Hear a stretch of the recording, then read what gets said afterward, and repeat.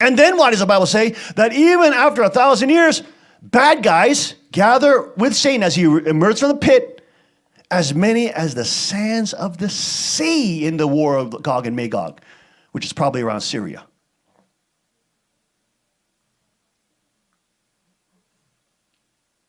Problem. There's a problem there. There's a problem. The Bible proves that there's going to still be free will because God is the same yesterday, today, and forever. He's going to still give human beings free will. They're not going to be robots, and they're not going to be on Christian welfare. There still can be evil in this world, and that's why he defines his rule of his kingdom as the rule of the rod of iron. The shepherding with the rod of iron. The rule of the rod of iron. The governing of the rod, with the rod of iron. The protecting with the rod of iron. Because you'll still have that psychopathic class and homicidal class, anywhere from 0.1 to 0.5% of the psychopath of the population can be homicidal or want to kill people. But now the chips are turned. Now the civilians and the people in the kingdom of God are no longer just slaves and paupers, disarmed, helpless people. They're powerful kings and queens who have kingdoms, who have successful empires. Who are trained in peace police and peace militia. Who empower their children with the rod of iron as well. A place where, even though they have free will, people have free will, if they choose to do evil, if the 5 to 10% psychopathic class actually choose to become homicidal, they will be killed very quickly. Because everybody is trained in the arts of defense and the arts of protecting their neighbor, loving God and loving their neighbor. And it's a truly organic free system.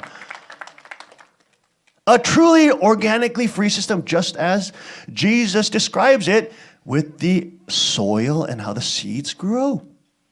Let's look at the parable of mustard seed. Look at this.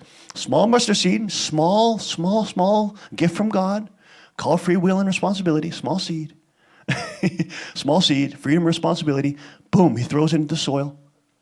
Okay? Check this out. Yet when planted, it grows and becomes the largest of all garden plants with such big branches that the birds can perch in the shade.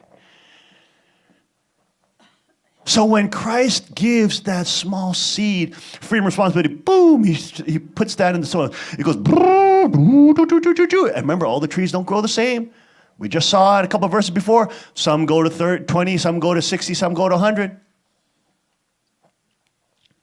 Right?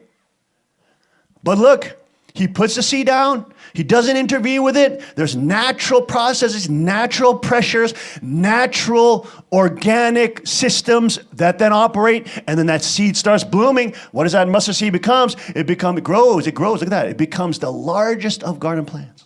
See, when you leave it alone, it grows big.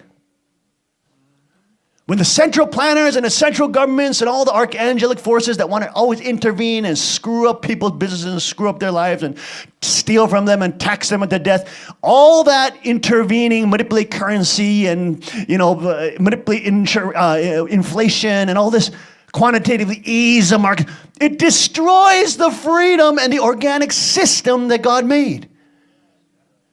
Because they're artificially choosing, hey, I want this seed to grow big. And then I want this one who is a competitor, and those people are speaking conservative values, so I want their Christians, or I want those seeds to die. I mean, that's what they do. And they use a power of force, which is government equals the power of force equals force. They want to centralize everything, so you're helpless and you can't do anything about it. You cannot stop them from doing that. And that's their utopia of socialism, communism, controlling the means of production, which is you. Do you know, what is the means of production? The fundamental means of production. It's you. You are the one that produces wonderful ideas, beautiful products, new businesses, new services. You are the ones. The fertility of the success and prosperity comes from what? The human being. So the control of the means of production is how they define communism, and or gradients of that will be socialism, fascism, all these other leftist, satanic, archangelic systems. They seek to control the means of production, to tax the means of production, to steal from the means of production. So you may produce 100 bushels, but they're going to steal 50 from you.